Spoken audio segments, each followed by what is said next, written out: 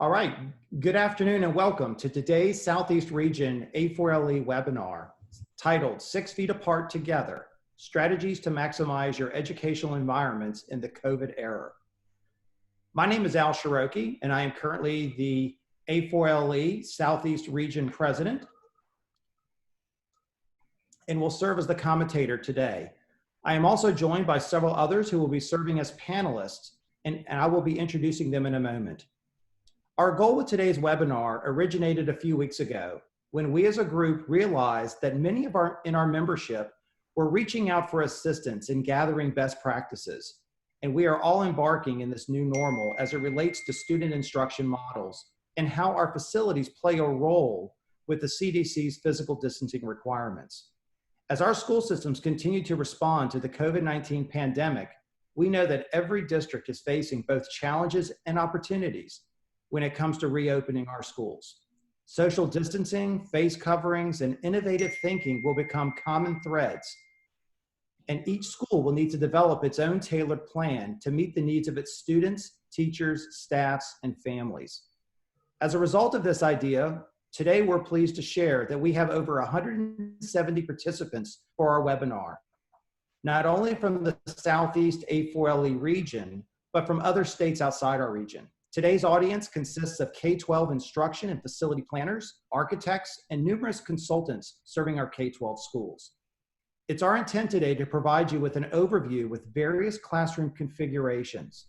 Our hope is that it will create questions and that our panelists can share their expertise and thoughts as you think about the logistical challenges you're facing in addressing physical distancing. I would now like to provide a brief introduction and overview of our panelists today.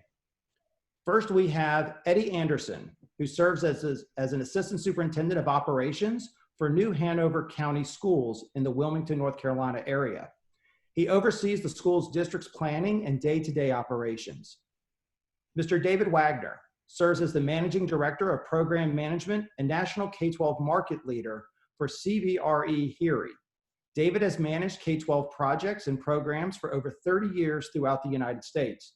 He has served in many roles with A4LE at the North Carolina chapter in the Southeast region and was the International Board Chair in 2014. Nathan Maune serves as the School Planning Section Chief for North Carolina Department of Public Instruction, assisting public schools, architects, and design teams in the planning and design of high-quality school facilities that enhance education and provide lasting value to the children and citizens of North Carolina. Nathan also serves on the North Carolina A4LE board. Mr. Paul Boney serves as a K-12 practice leader and senior vice president with LS3P and is a current member of the LS3P board of directors. Paul is a third-generation architect with diverse experience in K-12, higher ed, state, civic, and private projects.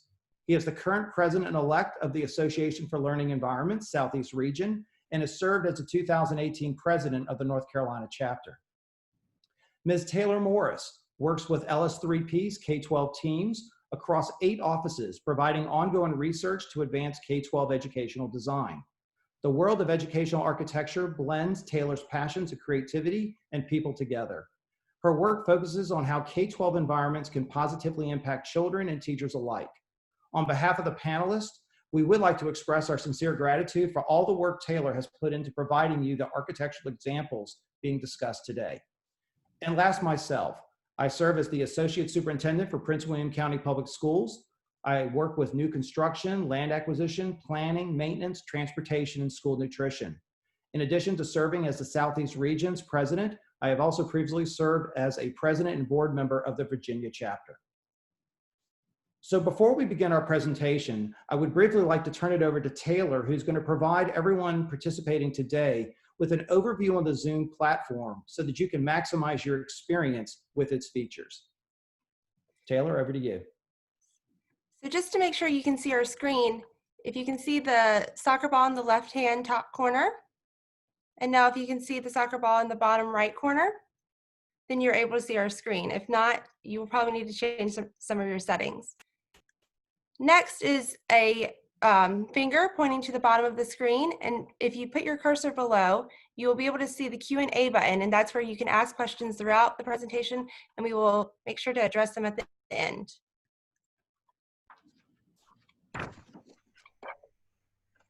So today's webinar will use the following format.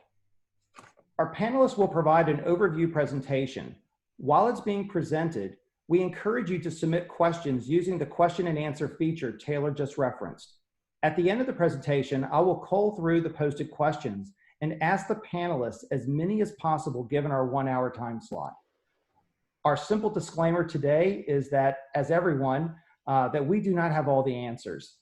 And we will do our best to keep our responses global in nature, knowing that each state and or jurisdiction has specific requirements that we all have to follow. So the slide before you, it allows us to just look at the fact that in education, school facility design, our schools are all designed very similarly. They all have classrooms, they have libraries, media centers, cafeterias, multi-purpose rooms. But at the same time, they are used in a very unique way based upon the needs of the schools. So in doing so today, we're going to talk about how you find a blend between the design of the school and how the schools are using their specific learning spaces so that we can maximize the physical distancing requirements.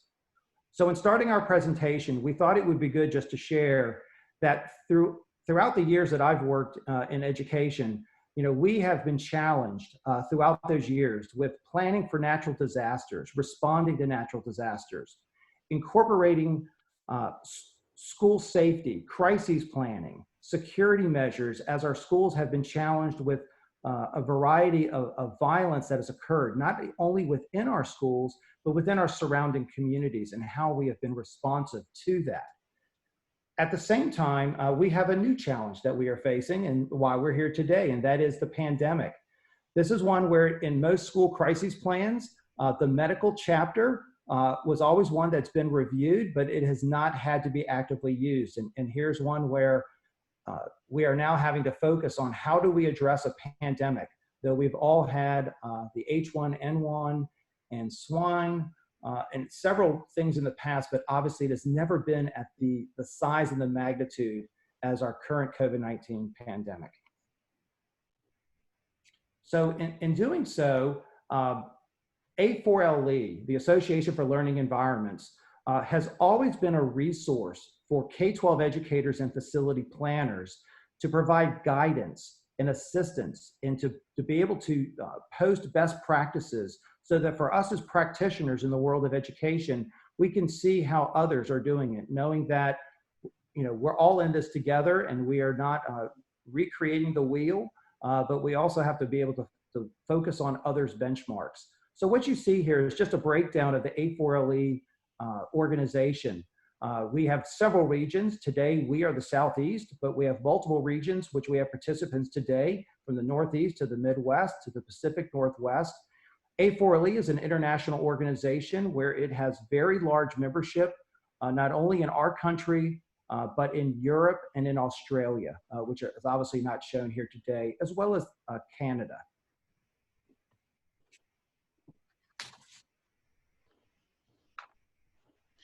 Thank you, Al. In addressing the current pandemic, I think we all have the same question. What is learning going to look like when we return back to school? And how can those of us in operations and facility planning best support that?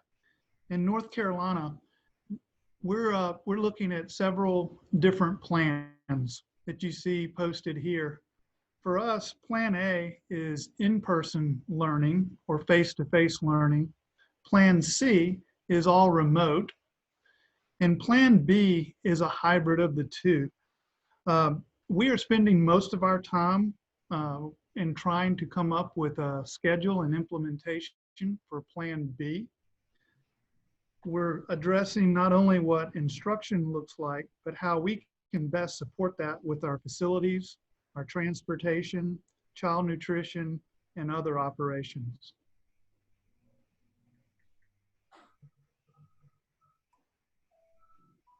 Thanks, Eddie. Thank you, Al. As Eddie was saying, the challenge is daunting, and in many ways it's varied, and we're developing the solutions in real time, if you will. I mean, we're trying to break precedent of many decades of school operation as we enter the upcoming school year. And we have some guidance in regard with that, how to approach this problem from local governments, agencies, as well as state governments. But we recognize that that guidance varies across the region and across the nation. Rural districts face different issues than urban districts. Some districts are growing and at capacity in their facilities. Other districts may have surplus capacity existing in their campuses. So understanding your facility capacity is a key component in strategizing how to reopen schools. That really, understanding that capacity really does involve assessing each individual facility, each individual campus to determine what's the best fit for that situation. You've got operational challenges that are myriad. We recognize that. But in terms of facilities, just kind of cataloging and knowing what can function as a teaching space and what can function as other support spaces under a limited occupancy scenario or a social distancing scenario becomes critical. So then once you understand what you've got, preparing the schools to reopen becomes important. There are cleaning aspects to that. There are directional traffic flow aspects. There are many parts of this that are very specific to individual campuses. We'll try to talk broadly about how some of these notions can be applied and provide plenty of examples of different spaces as we move through the presentation.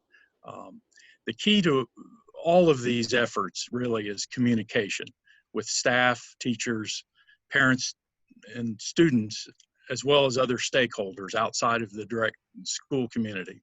So we'll hopefully give you some samples, examples, some what ifs as we move along to see how these things might be applied to your situations.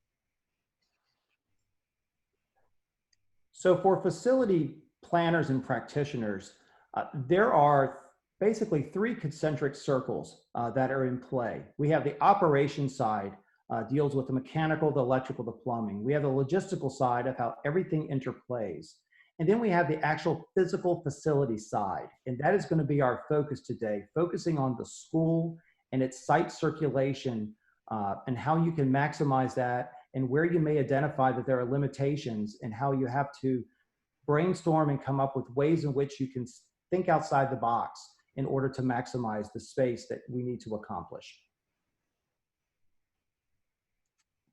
This presentation focuses on items to consider and some options for classrooms and other learning spaces in schools. But we recognize that there are some challenges as soon as students and staff leave their homes.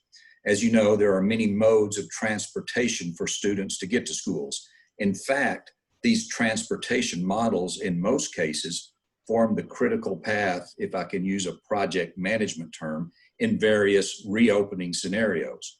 As we know, there are challenges related to school buses, capacity, trim counts, drivers and their capacity and availability. All those are critical factors and great topics to cover in a different webinar, but not today. Once on the school site, there are some important items to consider, such as routing of traffic, queuing space, flow of people into and out of the building, directional and informational signage, the use of automatic or hold open devices for doors, and location of sanitizers, among lots of others. Each school will have its own unique circumstances that need to be addressed. So now we want to discuss the building's interior spaces.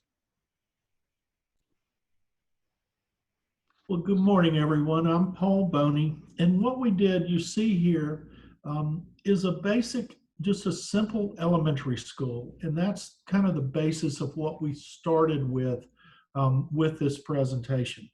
You can see the normal capacity is 800, and then we did a whole lot of interior work on this, and you come out with a capacity of 448. And what we're going to do in this presentation, as you can see, is we're going to pull out various pieces of a school, and we're going to show you through the social distancing what that means to the capacity and how you interact with the school system to really be able to have that capacity and to open school in the fall. The first thing you must do is understand the circulation, and we've laid out some circulation plans here. And Taylor's going to talk about some of the practical things that you see in your everyday life today with this traffic. Yeah, so here you see a 10-foot corridor with two-way traffic. They can very easily be 6 feet apart from each other from side to side, but then also front to back. Having queuing will be really important, and you can do this through signage on the floor. And we've all been to the grocery store, or had to go to the grocery store or another type of store where we've seen these stickers on the floor. And you know, a really cheap, easy way to do it too is get out some tape and place these squares like you see in the right-hand picture, and just get a ruler and measure 6 feet apart, and you can do that. You can do it that way. Now I'll orient you with what is on each slide for the physical analysis that we are about to go through. Here you will see the contents of the room. Below, you'll see the general square footage for each room. Here you'll see the dimensions, and below are the details of the layout, and then the seating capacity that associates with each classroom size.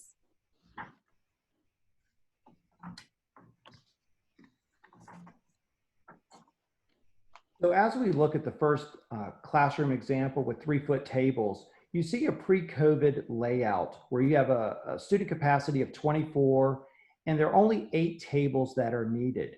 And then the diagram that you see to the right at 50%, you see that the student capacity goes from 24 to 12, and that 8 tables are needed. One of the things that a takeaway that we will want to leave with you today is, though we're looking at what I would say is a sterile architectural rendering, the way the schools are designed and the way they are used can be very different. And throughout this presentation, we want you to know that in the back of your mind, the schools have to be walked room by room, where the rubber hits the pavement. You've got to walk the schools to see how the rooms are being used, what type of fixtures, furniture have been put into those rooms. Are there sofas? Are there bookshelves? Are there beanbag chairs? There's lots of contents. And you're going to see that dependent upon the furniture that is in the room, that certain styles of furniture are going to allow you to reduce capacity very easily, but other furnitures are going to create logistical challenges to where you're going to see examples where tables may need to be modified. Rooms that have tables may need to be split between tables and rooms that have desks so that you can maximize the capacity.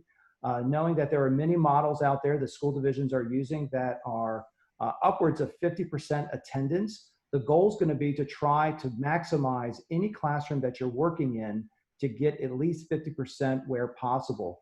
Because we all know that there will be rooms that you're not going to be able to get up to 50% capacity. And that's going to be based upon multitude of items or limitations that may arise within the classrooms.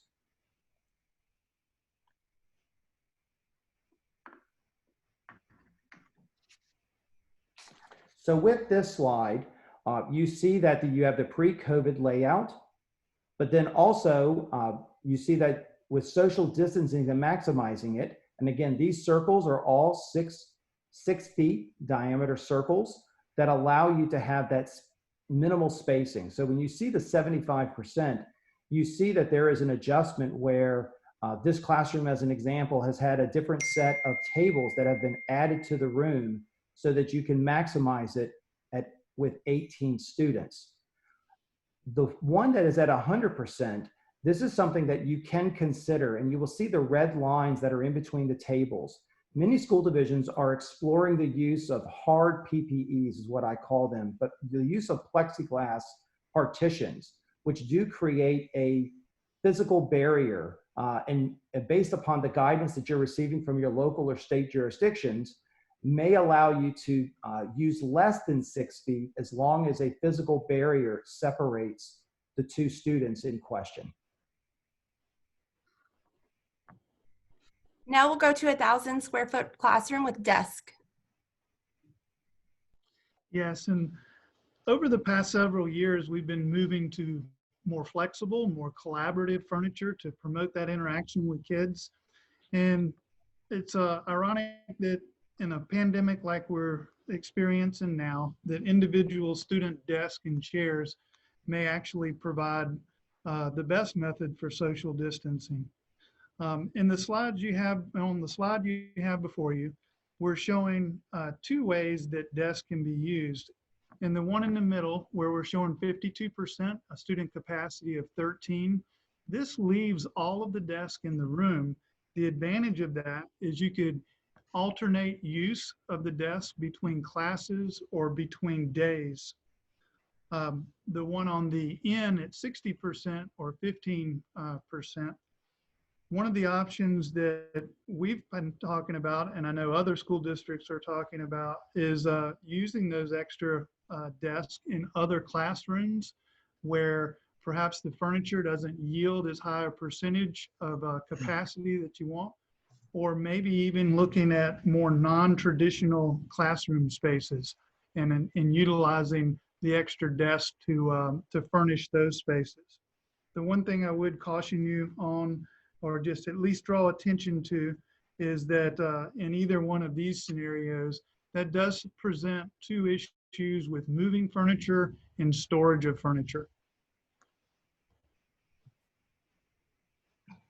Now we'll switch over to a 900 square foot classroom with the 3-foot tables.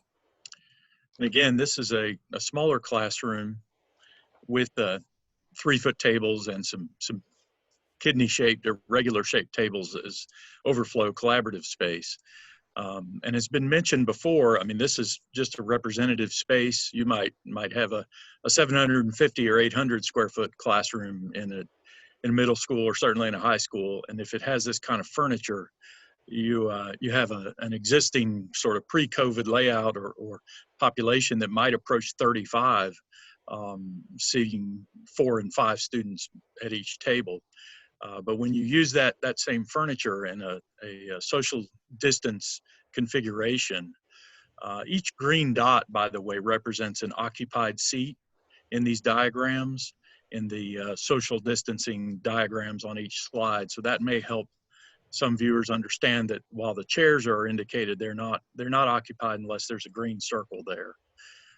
So in this example, you go from 35 students to closer to 12 using this same furniture in that same space. So again, what's envisioned programmatically as a flexible teaching space because of the variety of tables and so forth may actually ultimately under a pandemic scenario be less flexible or less accommodating than individual desks. We can go to the next one.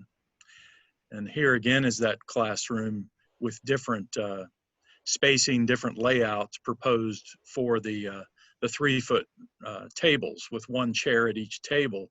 And you may have borrowed some tables from other similar spaces.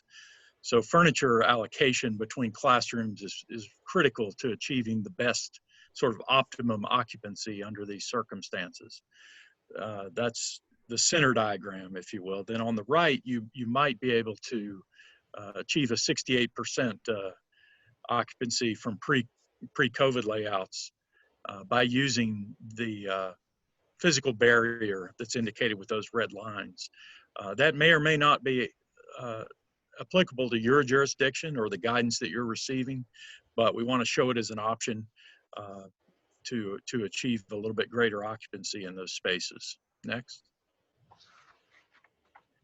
And this again is a similar classroom with a conventional single seat desk layout. And again, you might realize 18 out of the original 30 occupants, again, depending on layout. In the center diagram, all the desks remain in the space. If they're not needed elsewhere, that's an option, of course, and they can actually help you achieve the desired distancing, the spacing of students. They also offer a flexibility or opportunity for an A and B alternating schedule configuration where the seats with occupants in green might be A students, A day attendees, and then, or A week attendees, that sort of thing. And then the other seats could be occupied during B days or B weeks. Then on the far right is just a reduced number of desks in that same space. And again, the daily occupancy is no different between these two options, but just showing that you might remove half the seats and use them, or a portion of those desks, and use them in other spaces that you've identified. Next.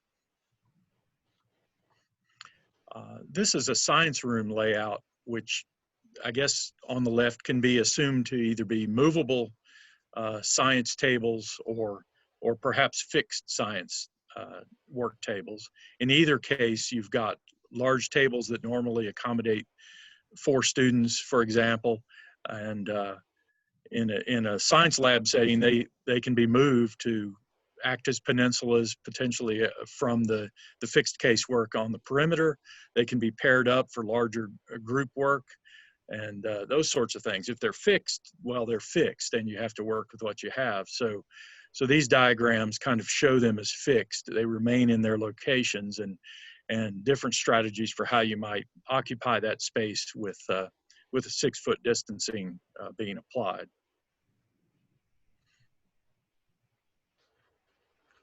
So before we get into this slide, there have been several questions with respect, and Nathan touched on this, walkways, distancing when students have to get up out of their desks. And what we are presenting here today is a way in which you can maximize it.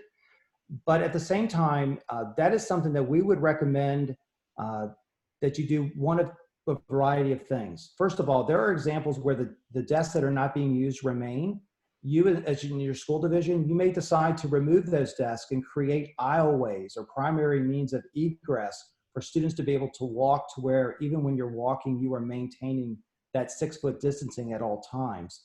At the same time, your school division may be able to accept a certain level of less than 6 feet when there is movement, to where they may be encouraging face coverings or other mitigating strategies. So we encourage you to work with your local school divisions, with the jurisdictions and the requirements that they are putting upon us, to really work out what is the best way.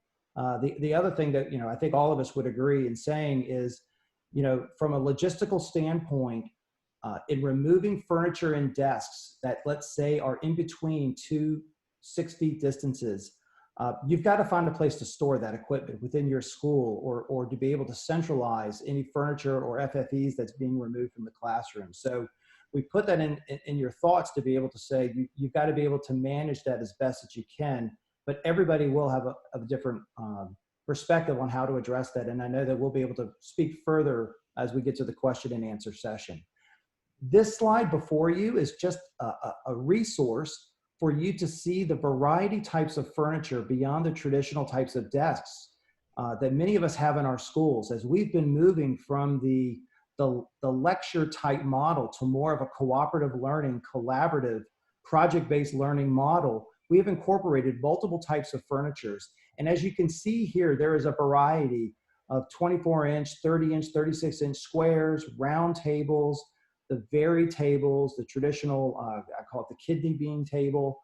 And you see where some of these you're able to put, based upon the size, you're able to keep 6 feet distancing, but others you are not. And you've seen examples of these, but we believe that this would be a good takeaway for you to have as you're working with your instructional personnel within the schools, as you're trying to navigate the hybrid of furniture and how you would best use them, again, to maximize what is in your school. As I was saying, I think it's important for us to provide guidance to you and to our school principals and others into how best to implement this. Al said there's no one size fits all, unfortunately. And my hope is that this information will provide our school principals, a resource and a tool as they walk the individual spaces to come up with plans that best fit their needs. On the current slide, in our traditional cafeteria tables are probably an example of the lowest efficiency. As you can see, this equates to a 28% efficiency if you're implementing 6-foot social distancing. Consequently, many school systems are considering having lunch in the classrooms, considering box lunch, individually packaged or prepackaged meals, going to all disposable products, and even looking at adding times between lunch periods to properly clean tables, seats, to clean classrooms, to collect trash, or to take care of all the other needs if you're not in a traditional dining room setting. In the current plan before you, I'd point out that with these seating layouts, please consider circulation, consider safe serving practices along the serving line, and also follow the guidelines for your child nutrition staff in providing PPEs.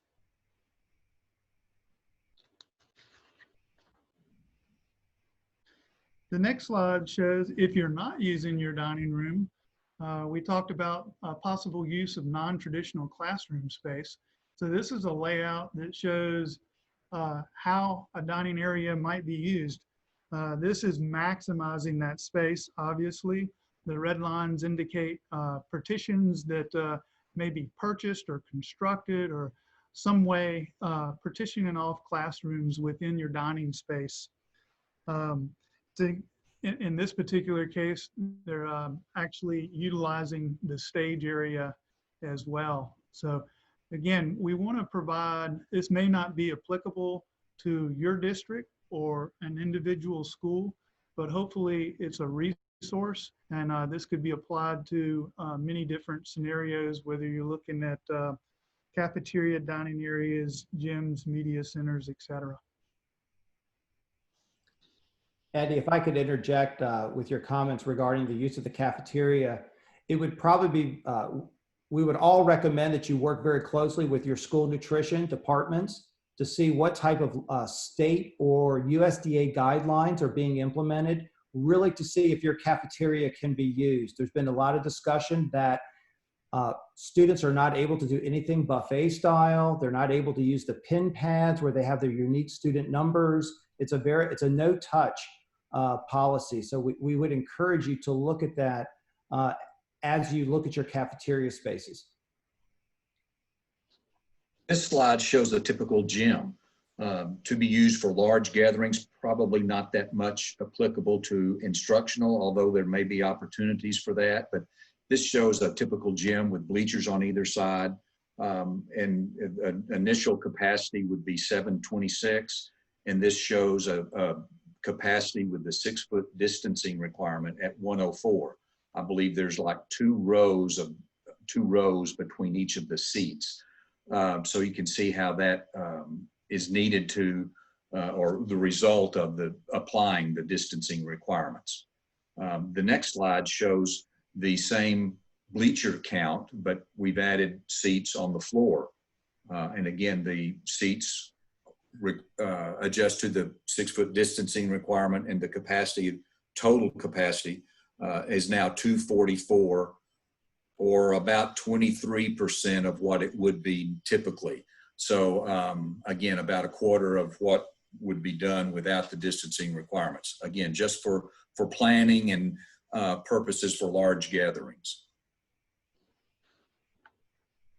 This is a typical media center that you would see, and you can again see the green dots indicate where you would be able to sit with typical tables and that type of thing. and the additional chairs that are left. So you can see the reduced capacity of a media center for a typical thing. You would not probably be checking out a lot of books with the COVID issues, and this could act as another classroom, again shown by this, with some sort of partition in the middle that you would be able to do that. Again, remember, when we're showing you these additional classrooms, that it is taking up additional teachers also, or there's some scheduling issue. And so, you know, while we can increase the capacity, you do have the opportunity to increase the teacher count also, which may or may not be possible in your particular district.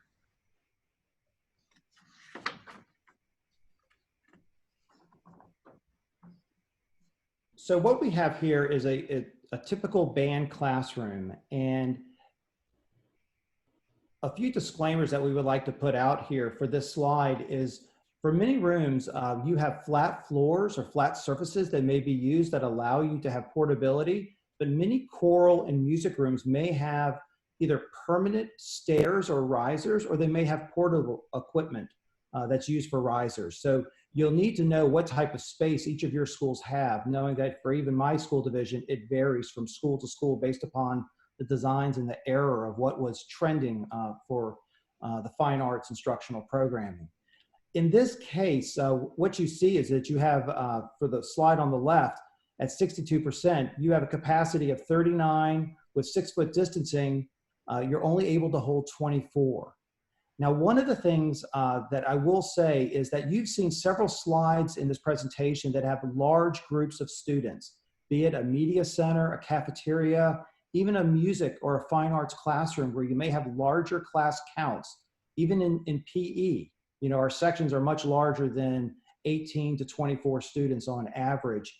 And your locality or state may have room max counts where you can only have up to so many people in a certain room. So one of the disclaimers we want to give is that you do need to be attuned to what is the maximum number of students you can put, or occupants that you can put into one space.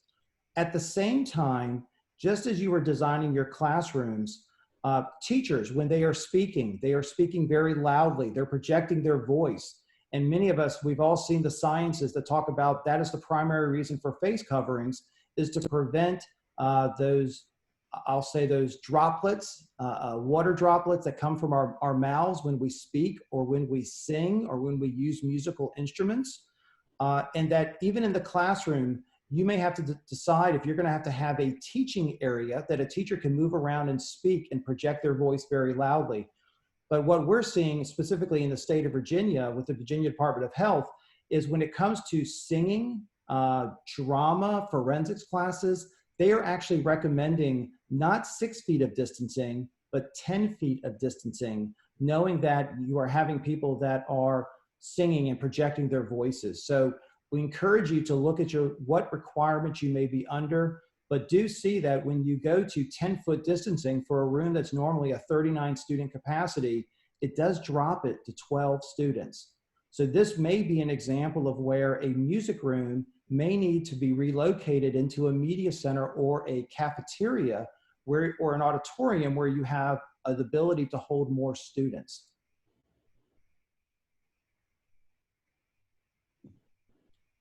So with that being said, we wanted to just end this presentation with these examples of just talking about, in the beginning, I shared how we have operations, facilities, logistics, but as you are embarking and trailblazing in determining the physical capacity, there are multiple groups that are even outside the world of facility planning that are all key components.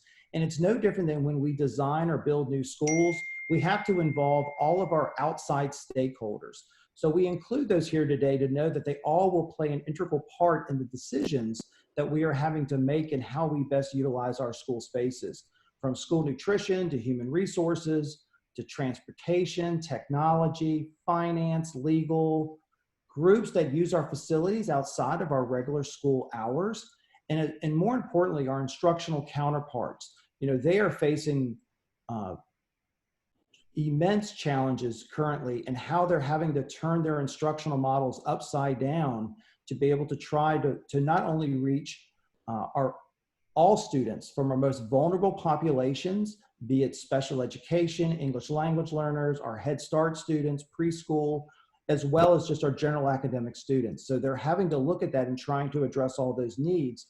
And now is probably the most important time for us to be working in partnership with all of those key stakeholders to ensure that when the start of school occurs, we are successful. So with that being said, we have now moved to our question and answer session. Though you see the thank you slide, which is our last slide, we'll get to that at the very end of the program. I do want to take an opportunity to go through many of the questions that have been asked, and I will ask some of our panelists today just to pitch in and give your comment. One of the general questions, and we did address this, but I don't know if anyone else would have further comment, questions regarding when students have to get up from their table or their desk and they walk past other students and they're within the 6 feet. Is there any input or anything that we would want to share as panelists to our audience today of ways to mitigate that or to address that any further?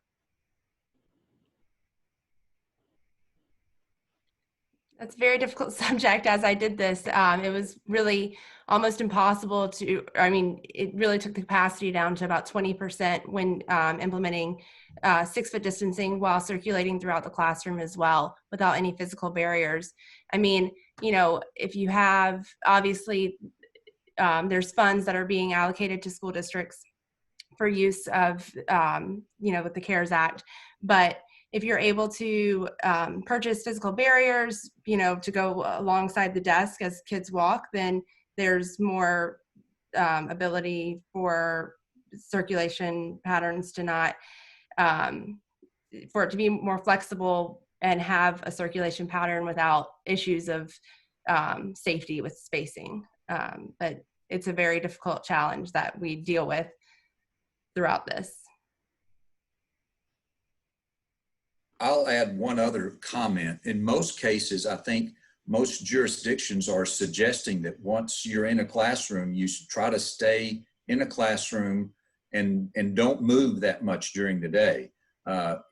We talked about eating lunch in the classrooms, and I think most of the time they're trying to limit the amount of circulation within a school. So I'm not sure how much getting up and coming back and forth there should be to comply with those requests. Yeah, David, you bring up a good point. Clearly, our elementary students stay within their rooms and probably have the greatest ability to have music, art come to their classrooms. But our secondary students are definitely the ones that are more challenging for us to try to navigate with, because they may have English and history teachers at the middle school level that are shared or teamed approach, but they all have electives, and they're going to have to get from their English class to their band class or to their art class or to their family consumer science class. And in the high schools, it's even a greater challenge. And again, that's where I would say definitely work with your instructional counterparts to make sure that they understand the parameters that you're working under based upon physical spacing limitations, but you're also looking at what are their needs and how they can accomplish that. I think another thing also, Val, is just the communication with the students and the teachers about that, and how all that gets communicated, and how, you know, a greater understanding. And as we said before, we need to over communicate within this particular pandemic that we're in order to have people understand it. Because if they understand it, hopefully they're gonna take it seriously and do it. So we have a question just asking, I guess it's referring to the large spaces. Is it recommended to use those given the air particle concerns? Again, I'll open it up, but I still think that you do have to look at what requirements your local and state guidance is giving you with respect to that and using those large spaces. Would anyone else like to comment with that? We also have a question asking, do you see variability in the desk type, spatial layouts by grade level? Example, kindergarten versus 5th grade, and the school level, be it different types of variability between elementary and high school. And I think what they're asking here is this about the distance? Is there variability in desk types and the layouts based upon the age or the level of the student? My initial gut in hearing this is that it doesn't matter if you're in kindergarten or if you're in 12th grade, it's 6 feet distancing has to be maintained. But the type of furniture could vary as far as the height of the furniture, but the variability is probably in all of our schools as far as from desks to various types of tables. I think you're right, Al. I mean, I think that 6 feet is 6 feet. And unless you have a different interpretation of 6 feet, it doesn't matter whether you're in elementary school or high school, it's still 6 feet. And unless you have a different interpretation from your jurisdiction. And so I think you need to be real serious about that. And you notice as the classroom sizes change and the shapes of the classes change, it makes a big difference in the capacity that you're able to put into your classroom with the 6-foot distancing. Such as the 1,000 square foot classroom with the physical barriers, you were able to fit 100% capacity in that classroom. Whereas when you went to the 900 square foot classroom, there's a whole row that was blocked off at that point. So you weren't able to fit that 100% capacity, even with the physical barriers on the middle of the tables. You were only able to fit, I think, around 65% or something around that number. So just something to note as you're laying out your classrooms. Also, the fact that everything's just 6 foot center of seat to 6 foot center of seat without any circulation built into that. And, you know, just as we're using in office settings, one thing that's been used with circulation is to make sure that everyone puts their mask on as they are circulating through spaces. So that's something that could be used in this setting as well. I would like to add in terms of the furniture, because as Al mentioned, the height of the furniture changes. And in many cases, the style, the shape, the type of furniture changes, not only from grade level, but I know we're not putting the same kind of furniture in our new schools that we have in some of our older schools. And one of the options that was discussed in New Hanover County was having our K-5 students attending on a daily basis and utilizing our secondary schools and having our secondary 100% remote. And you know, it sounds like a great idea on the surface, but there's a lot of challenges that go along with that. And I think furniture is one of the first things that came to my mind. And do we have enough furniture? Obviously, the furniture in some of our middle and high schools really wouldn't be appropriate for our elementary students, even the upper grades. And so do we have the furniture? Can we swap it out? But there are a lot of challenges with that. And I think the various types of furniture, that's a good example of what you have to consider. Also, we do have a report that's going to be sent out tomorrow, and Edie will be sending it out to everybody, and it will have more configurations. We just didn't want to bore you with every square footage that could be used within a classroom space today. So this will be a resource for you to use with different space sizes and different types of desk and tables and things of that nature that you'll be able to use to prepare for schools to open in the fall. So we have 2 questions, and I'll mold it into one. One is with respect to the dining room spaces that we showed, where we were using them as 4 classrooms, and then we had a class configuration on the stage.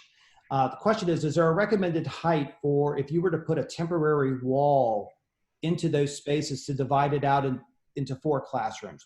Would anyone give a suggestion on a recommended height? If it's an 8-foot wall, would local building code play a role in that? Nathan, I don't know if that's something you might be able to respond to, or Paul.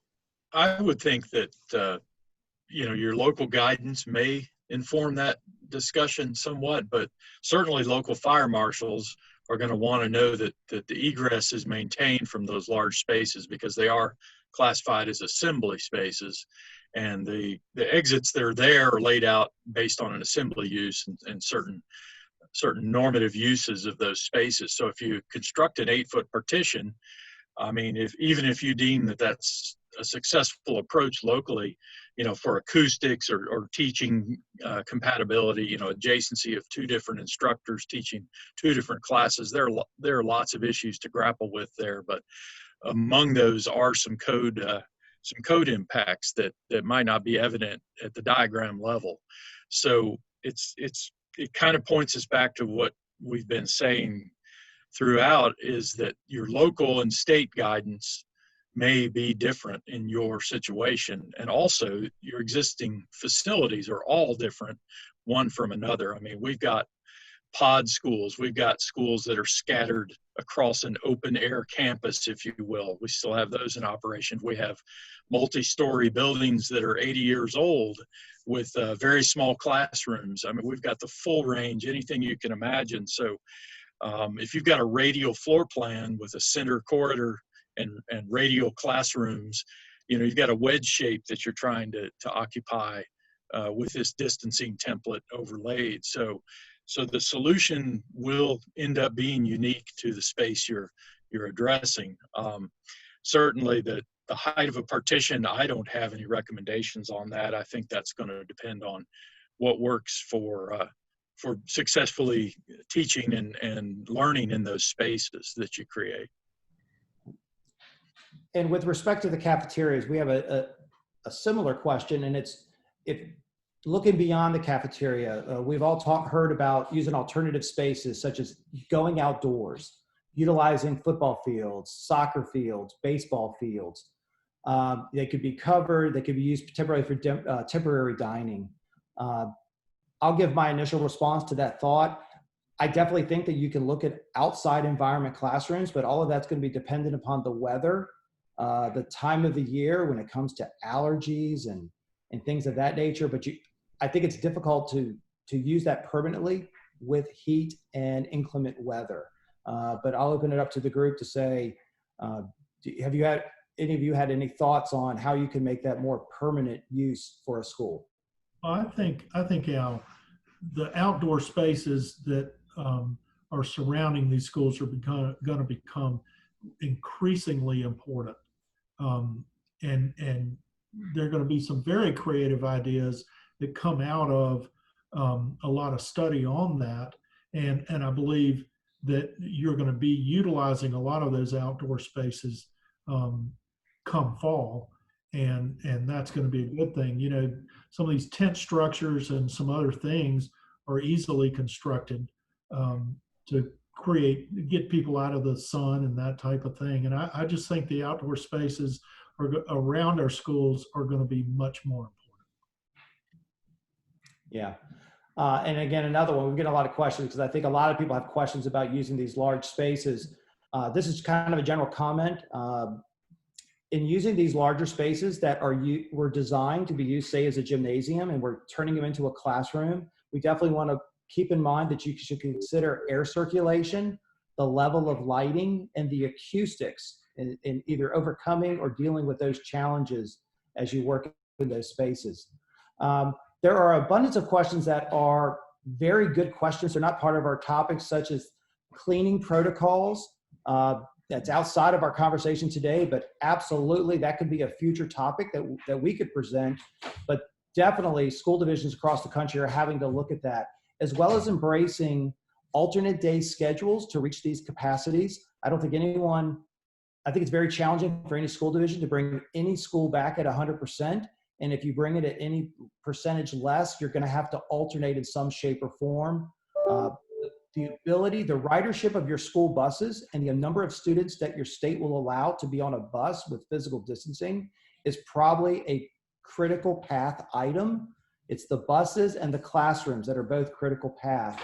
That will determine what type of flexibility, as well as for school divisions that have the ability to explore online learning. There's a lot of questions about school divisions moving toward that. And the answer is, I think all school divisions are using that as one of those models, as we shared in the beginning.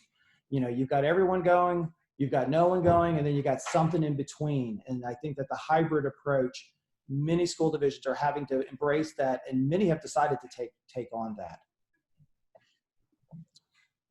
And as I'm looking, any comments to what I just said to our panelists as I'm looking through? Bathrooms. So bathrooms is something that we did not discuss today, but obviously people are questioning if you have a women's restroom or a bathroom where there are partitions for every fixture, can you use them without being 6 feet? If you have partitions that are physically separating people. But then when it comes to hand washing, what are our thoughts on hand washing as far as the sinks, knowing that they are usually within 12 to 18 inches of each other in our bathrooms? Any guidance we could provide, ideas? I've heard school systems talk about taping off or marking out the use of every other sink or every 2 sinks, just so they will not be used, and make sure that the distancing requirements are met. Yeah, I can only imagine a line. You know, I go to my son's class and I have lunch with him, and after they have lunch, they all stand in line to go to the bathroom and they fill it all up. And I can only imagine that at 50% capacity and how long that would take. So it's definitely going to bring some challenges, and especially with kids in the restroom trying to wash their hands, and us trying to encourage the 20 seconds of washing hands. I think that hygiene is going to become a part of curriculum with this, and having signage throughout your facilities is going to be important to continue to remind students and teachers to do that. But yeah, I see it being a real challenge with the restrooms. I think that really illustrates perfectly the level at which these issues are operational, and communication is so key. Directions given and reinforced, and the organization of the school day becomes the way you address those things. There may be temporary hand washing, hand sanitizing stations in corridors or in locations other than restrooms. All of that is to be explored locally in those individual facilities, but it really comes down to a day-to-day operations task, and it is very difficult to kind of find that solution. There is no one answer for every problem here. I would like to add, I think the challenge is enforcing whatever we implement. A couple of things that we have working in our favor, we're probably, at least under the hybrid learning method, we're probably looking at some reduced population within the school at any given time. But trying to limit the number of students, in addition to the things that you mentioned with taping off or somehow limiting fixtures, limiting the number of students that are in the restroom at any given time. That's easier done in the elementary school, but it also adds a tremendous amount of time. You know, if they're circulating from the classroom to a lunchroom. But speaking of lunch too, we've talked about if you're eating in the classroom, there is a health code requirement that they have, they're able to wash their hands before lunch. And not all of our classrooms have sinks. We are putting hand sanitizer stations in every one of our classrooms, but I'm assuming at this point that that would take the place of a sink, but that's an assumption on our part.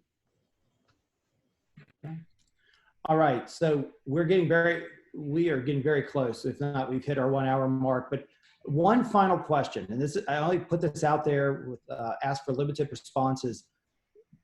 Spacing and movement for our CTE programs, cooperative learning type programs. Are there any comments that we would want to make about that, knowing that I know that physical limitations are going to be a challenge in those rooms because you have a lot of fixed equipment, but any recommendations? The only thing I throw out there is that using face coverings as a way to mitigate when that less than 6 feet, and to consider that with respect to your local school division.